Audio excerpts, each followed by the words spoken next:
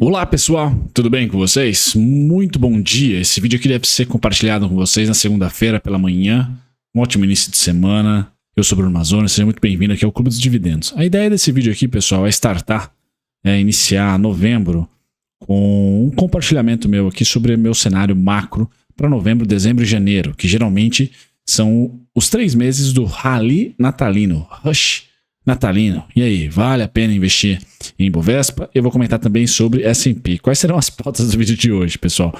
Curva de juros. Bolsa não é PIB, bolsa é juros, né? Principalmente curva de juros e a taxa de juros Selic aqui no Brasil, Fed Funds nos Estados Unidos. Vamos comentar aqui sobre a curva de juros 10 anos, a longa, o vértice longo, tanto nos Estados Unidos como no Brasil.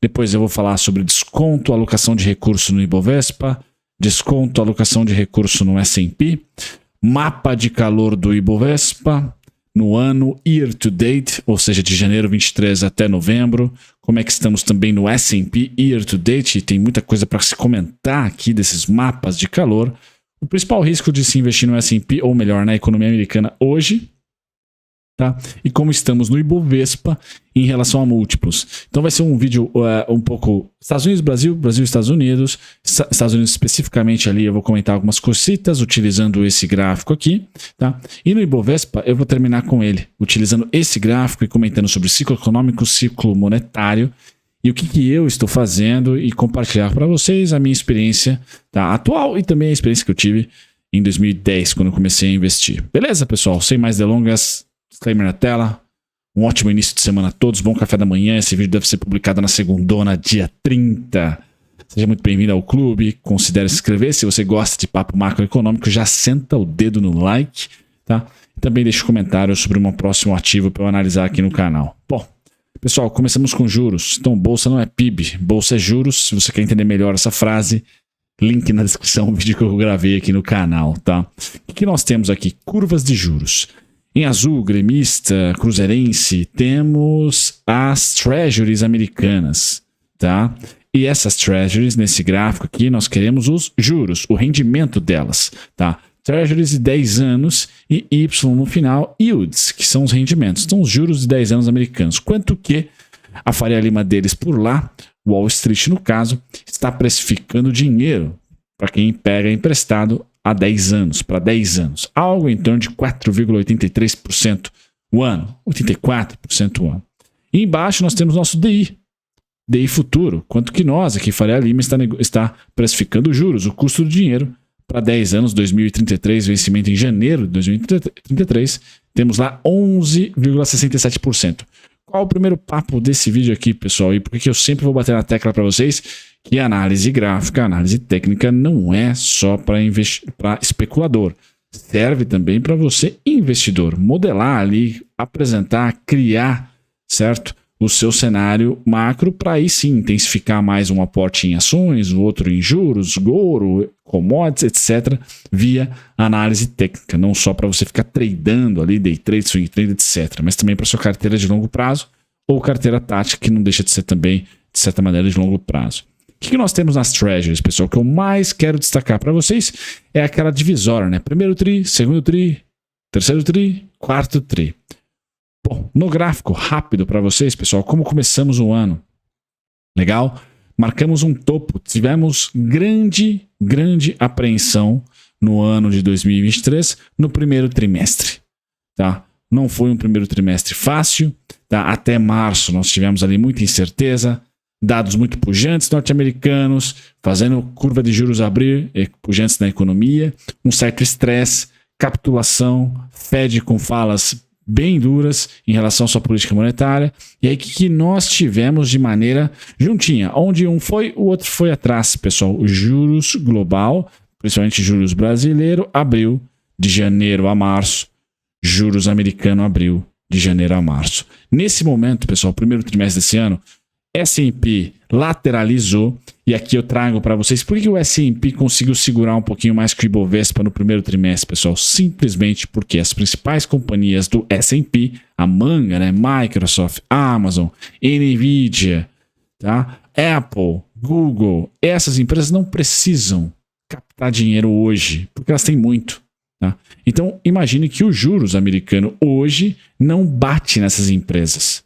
Elas não deixam de fazer grandes investimentos ou não deixam de reportar lucros e fazer recompras de ações e pagar dividendos por causa do Fed Funds hoje, porque elas fizeram muita grana. São basicamente, boa parte delas, monopólios ou grandes empresas de setores específicos. Então, aguentaram essa curva de juros abrindo sem fazer o S&P necessariamente ceder bastante. Nós aqui no Brasil, muito se falou sobre problemas brasileiros, idiosincrasia ali, né, política, etc. Mas, pessoal, juros abriu, assim como o norte-americano, nós somos o rabo, não o cachorro. O Ibovespa nessa vez caiu, tá? Nesse período cedeu.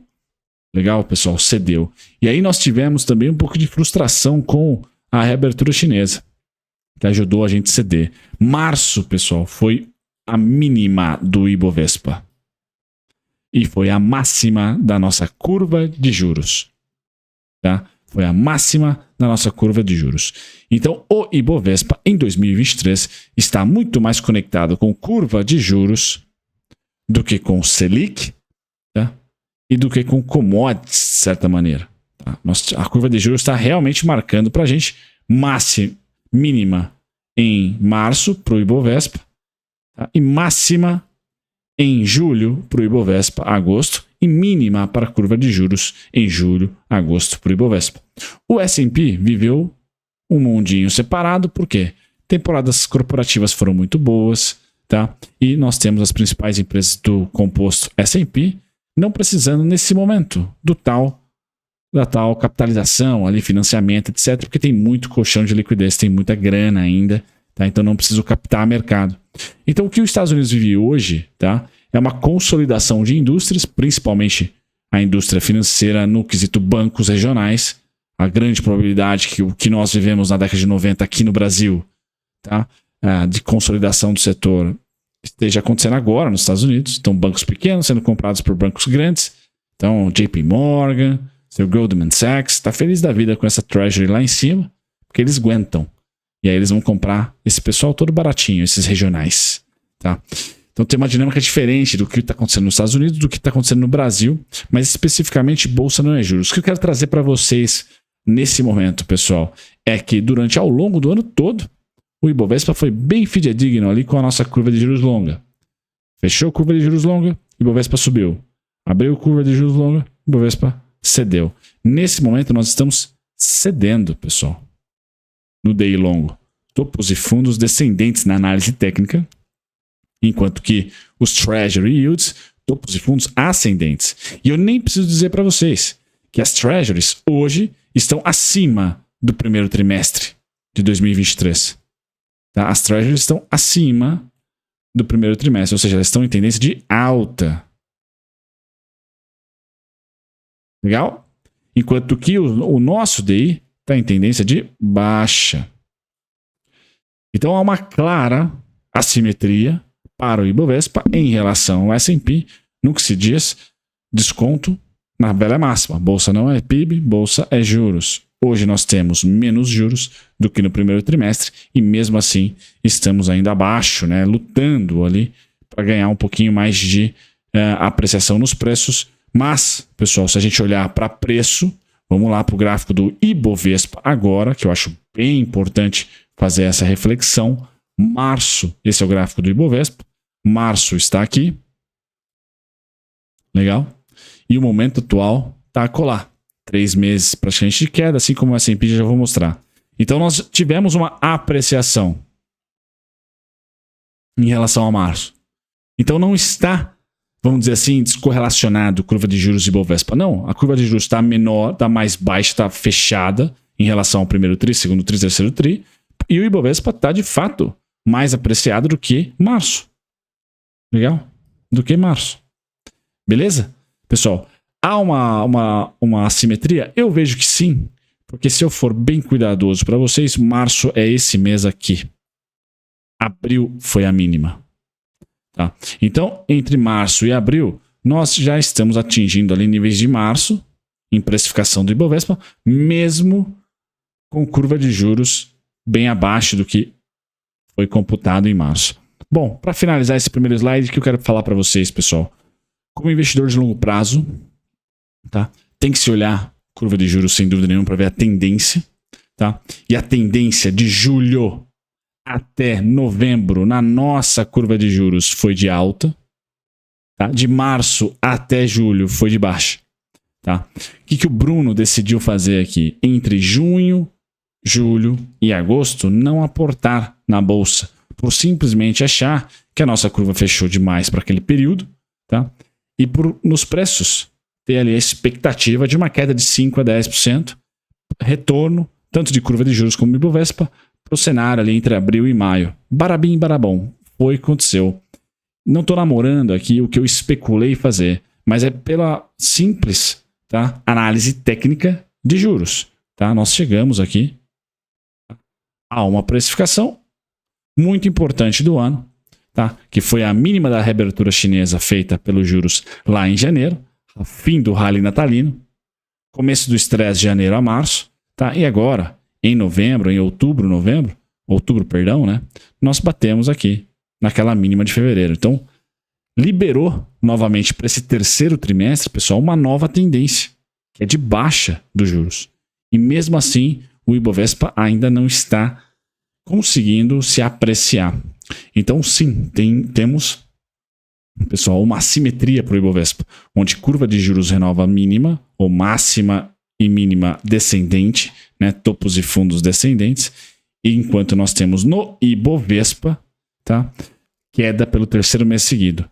Assim como nós estamos vendo queda pelo terceiro mês seguido para o S&P. Terceiro mês aqui é o gráfico do S&P, pessoal. Terceiro mês seguido de queda para o S&P. Terceiro mês seguido também, praticamente de queda, né, do Ibovespa. Porém, contudo, entretanto, o Ibovespa está com sua expectativa de juros longos fazendo mínimas, enquanto que o S&P está com a expectativa dos seus juros longos, as Treasuries, fazendo máximas. Então a simetria está no Ibovespa, tá? E não no S&P, na minha opinião, nesse momento. Um estudo de 2023, pessoal. Então a gente está olhando para um estudo bem curtíssimo, bem curtinho, né? Year to date da YTD, por isso vocês estão vendo YTD aqui, desde janeiro 23 a novembro 23. E eu só quero dizer para vocês, né, o quão importante é ter uma análise macro de juros, já que juros é bolsa. Por quê? Porque isso está ditando para mim a minha intensidade em ações, nos aportes em ações e os aportes em renda fixa, por exemplo. Então, para mim, é muito claro que hoje está legal aportar renda fixa americana em detrimento das ações, e continua claro, e a partir ali de outubro, segunda quinzena, ficou claro aportar mais ações e menos renda fixa brasileira, no CDI no caso. Aproveitar os últimos aportes em pré-fixados, sem dúvida nenhuma, mas o CDI, a partir da segunda quinzena de outubro, deixou de ser um bicho-papão. O CDI foi o melhor investimento em relação à bolsa e dólar, por exemplo, de julho até outubro. Agora, outubro, a partir desse momento aqui, ó, na análise técnica, a partir desse rompimento de mínima aqui, o CDI cai na alocação de outubro e a bolsa equity sobe. Tá? Pré-fixado sobe, por exemplo. Tá? Quem compõe a reserva de emergência. Então, não é especulação via análise gráfica, é investimento de classes de ativo via análise gráfica. Então, com essa configuração, e nós estamos entrando para o quarto trimestre, pessoal, para o fim do ano, né? Novembro, dezembro e janeiro eu considero o rush natalino. Nós temos Estados Unidos extremamente perigoso, o S&P, tá? Porque essas treasuries aqui não fizeram tendência de baixa, muito pelo contrário, estão fazendo tendência de alta. O Bill Ackman, grande investidor, zerou a sua posição em juros, mas mesmo assim não foi o suficiente para a gente ter zigue-zague descendente. Enquanto nós aqui, por mais que o cachorro esteja abrindo, esteja raivoso, nós estamos fechando. O sinal foi dado. Então, tecnicamente, mais sinal verde para ações, menos para CDI. E você que está gostando desses juros a 12,75, pré-fixado até a próxima reunião do Copom, é o que você tem ali. Depois vai baixar mais 0,50, vamos para 12,25. Tá? Então, a última semaninha, últimos 15 dias aí, não sei a próxima reunião quanto está datada, mas é de novembro, que você tem para pegar o pré-fixado. Beleza, pessoal? Existe então essa simetria. E aí, eu vou passar para o próximo slide. Já falei do S&P caindo, Ibovespa caindo juntos, porém as curvas de juros estão diferentes. Ibovespa vê curva de juros fechando S&P vê curva de juros abrindo, tá? O Ibovespa vê Petrobras subindo 86%, 86,15% no ano. Vê Itaú subindo 15% no ano. Itaúsa subindo 8%, Vale caindo 20%, tá? Eletrobras caindo 15%, VEG caindo 17%, bem depois do resultado, tá? Ambev caindo 14%. O Ibovespa, então nós temos dentro do seu potencial de apreciação, ou seja, as ações que levam ele nas costas, nós temos Petrobras e talvez Itaú, porque Itaú está com a sua rentabilidade clássica aqui, né, de 10%, 15% ao ano. Tá? Mas a gente tem assimetria na Ambev, você pode falar da Vale. Tá? Então o Ibovespa na B3 cai 10% no ano. A Gerdau cai 15%. 18% no caso da GGBR4. Tá? Então quando a gente vai caçar stock picking no Ibovespa, me parece que dentro das blue chips, e aqui esse mapa de calor, ele favorece capitalização, valor de mercado. Então dentro das blue chips, tem coisa que está cedendo pra caramba. Pra caramba. Então dentro daquelas ações que podem emprestar para o Ibovespa boa rentabilidade, bons pontos, me parece que temos algumas opções aqui. Bradesco, B3, Eletrobras, Vale, Gerdau, Ambev, VEG. Beleza? Quando a gente vai para o S&P, né, ou seja, no Ibovespa, para finalizar, tem empresas com muita capitalização que não estão rentabilizando bem no ano. Já no S&P é o oposto. O carro-chefe, Tesla, Amazon, Microsoft, Google, Meta, Nvidia, Apple, todas subindo no ano. Todas. Então, a assimetria, agora entrando em stock picking, no S&P, pessoal, está muito mais nas ações fora as de tecnologia. Ou seja, você tem que pesquisar realmente ali. Tá? Ver, por exemplo, o principal risco de lá são os vencimentos e rolagem de dívida. Né? Está no maior nível a quantidade de empresas que vão ver a rolagem de dívida se fazer necessária nos próximos 2 anos. Está no maior nível a quantidade de empresas desde 2008. Então tem que ver quem vai conseguir rolar a dívida, quem que vai quebrar, quem que vai ser incorporado. Então no S&P não está nas grandes. Você fala assim, porra, vou abraçar ali as grandes agora. Não me parece que está nas grandes a melhor oportunidade. Me parece que tá realmente você pegar a lupa ali, ver o seu analista preferido e correr atrás do stock picking que não está não é a manga, a FANG, a antiga FANGs, né? Certo? Já no Ibovespa, você pode ser um pouco mais preguiçoso e olhar ali para uma JBS caindo 4%, Ambev caindo quase 15%, Eletrobras caindo 15%, Bradesco caindo 1,93% ou subindo 1,73% somente. Você pode olhar para B3 caindo 10%, Gerdau caindo 15%, Vale caindo 20%. Ou seja, o Ibovespa especificamente tem nomes grandes cedendo. Cosan caindo 3%. Bacana. Então acho que a vida no Ibovespa, caso melhore o índice, tem mais upside porque grandes empresas de capitalização grande estão cedendo. O Ibovespa hoje, pessoal, tem um preço-lucro, um PL próximo de 10%, que é mais ou menos um desvio padrão aqui, tá? A média é 12, aproximadamente. O Ibovespa hoje está na casa aí dos 10, então não está descontado, está muito parelho, inclusive, com o seu...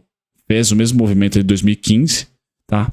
E agora estamos aqui, se você falar em 2016, foi mais forte a tendência, 2023 está subindo o PL, mas ainda assim com mais lombadas aqui. Então o Ibovespa está caro por preço-lucro? Não. O S&P está caro por preço-lucro, pessoal? Se você incorporar as empresas de tecnologia, sim. Se você tirar, não. Então o Russell 2000, lá, aquele índice de empresas small caps, pessoal, ele não está caro. A gente não pode falar que ele está caro. Eu não sei se eu teria ele aqui para trazer para vocês na oscilação. Gostaria muito de ter, mas deixa eu ver. Russell. Muito bem, Russell 2000, vamos para ele. Tá? Esse índice americano que é o Russell 2000, e eu não vou conseguir, né, entregar para vocês as ações, porque tem muitas ações e são de baixa capitalização. Esse cara aqui vale a pena você estudar. Tá? Agora o S&P e as principais empresas de tecnologia, aí eu já ficaria um pouco em dúvida. Tá? Porque ali tem empresas que estão subindo para chuchu e empresas que em algum momento vão sentir esse yield a 5%. Em algum momento vai impactar. Em algum momento vai impactar. Não vai ser no curtíssimo prazo. Então, por isso que a simetria para elas é para baixo, não para cima, minha opinião. Enquanto que no Ibovespa a gente consegue ver um pouquinho mais de assimetria para cima. Generalizada seria a minha opinião. E aí eu termino deixando mais um pensamento para vocês. Então, Bruno, com esse cenário todo que eu construí com vocês, está muito de olho em renda fixa americana, está muito de olho em bonds americanos, continua comprando ouro. E no caso Brasil, tá? Pré-fixado para o quarto trimestre, porque acho que o CDI vai continuar a estabilizar, quiçá ceder. Então a disputa entre pré-fixado e CDI vai ser muito boa no quarto trimestre, mas agora especificamente acho que o CDI tem mais para fechar e a curva de juros e a Selic vai ser cortada. Então antes da reunião do Copom, pré-fixado pode ser o campeão do quarto tri, já que a inflação não engata, porque a atividade econômica está começando a sentir um pouco, tá, da política monetária. Então inflação lateral, CDI lateral, nosso juro real ainda vai ser interessante, ou seja, pré-fixado bacana. E nas equities, pessoal, eu continuo achando que tem assimetria sim. Então o Ibovespa está em uma região de desconto, como é o primeiro gráfico lá, quando eu pinto de azulzinho assim, é uma região de desconto, essa região aqui do 111,700. Depois a do 108, depois do 102, do 88, do 83, tem várias regiões de desconto, tá? Mas estamos em uma região de desconto. Por que eu não aportei em junho? Porque junho escapou da região de desconto, tá? Julho, totalmente fora da região de desconto. Agosto, eu voltei a aportar. Setembro, também. Outubro, mesma coisa, tá? Então eu fiz essa escolha. Qual que é o meu alvo para o Ibovespa, pessoal? 125,357. 126, 184. Então eu não quero estar descarregado quando e se o Ibovespa chegar lá. Eu quero estar carregado o suficiente. Quanto? 60, 40. Eu que sempre sou um investidor 80-20, 90-10, bem Taleb em relação ao que tem de renda fixa versus renda variável, pessoal. Eu quero estar... Eu mudei muito esse ano, tá? Porque a condição macroeconômica me pediu isso. Então, muito mais bolsa, tá? Do que o meu histórico normal me diz. E aí eu termino para vocês no último slide dizendo, pessoal, eu estou apostando somente, entre aspas, num detrator de preços do ciclo monetário, como foi 2014 a 2016. Tá? Ciclo monetário nos colocou aqui para baixo. Eu tiro o impeachment, né? Eu sempre falo para vocês que o impeachment não faz parte de algo que, na minha opinião, vai se repetir. Tá? Eu não espero, isso pode até se repetir, mas não é no meu cenário base. Então eu tiro o impeachment, nós tínhamos uma linha de tendência de baixa, tá? E uma linha horizontal de desconto. Bacana? É o que nós estamos vivendo agora, uma linha de tendência de baixa e uma linha horizontal de desconto. Tá? Então até a região azul aqui, o Ibovespa para mim pode ceder, 108, 104, 102, tá? Para pegar essa impulsão e subir até o 125. Tá? E eu estou falando que nos próximos trimestres eu só tenho a preocupação do ciclo monetário, que está aliviando no Brasil, a simetria no Ibovespa, e está ainda muito chato mordendo na gringa. Então a simetria oposta na gringa. Agora, para você que está me escutando até esse momento, deixa o seu like aí se você está até esse momento e um comentário, fiquei até o final. Se você está apostando em uma Grécia, Primavera Árabe, quebradeira, pessoal, ou seja, recessão, tá? Você tem que olhar aqui também para 2011. Tá? Desaceleração. Aqui nós tivemos uma desaceleração que não foi uma recessão, mas foi muito brusca a desaceleração chinesa. Sai lá de 10, 8% de crescimento ao ano e vai para 4, 5. Tá? E isso deu um baque forte nas commodities. Elas lateralizaram, muito parecido com o que está acontecendo agora, e depois cederam forte em 2014. Tiveram forte baixa as commodities como um todo, de 2014 a 2016. Se você está com esse cenário, tá? Que logo vem um 2014, 2016, de queda forte nas commodities, tá? E Ibovespa vem junto. E aí não faz sentido você tá que nem eu, 60-40, 50-50, bolsa renda fixa americana, ou bolsa renda pré-fixado brasileiro, enfim, ouro, seja lá qual for. Tá? Se você está acreditando numa recessão no curtíssimo prazo, aí tem que ser menos equities, porque vai desabar forte, e aí você tem que olhar com mais carinho para bonds, porque os yields vão ser cortados, porque os juros vão ser cortados, e aí o valor de face vai subir. Você tem que estar defensivo. Ouro pode ser uma grande opção, Bitcoin, uma grande opção. Tá? E aí o Ibovespa pode tomar uma pancada para baixo aqui sem problemas, até o 102 mínimo, 97, 91, 88, aquela coisa toda. Até no outro slide eu tenho os melhores descontos, aqui as melhores faixas de desconto. Em verde são as faixas de recessão. Tá? Você acha que o Ibovespa vai ter recessão, se a economia vai ter uma recessão. Beleza? Pessoal, então é isso. Um pouquinho de macro para vocês. Espero ter ajudado aí no início de semana. Um grande abraço. Tchau, tchau.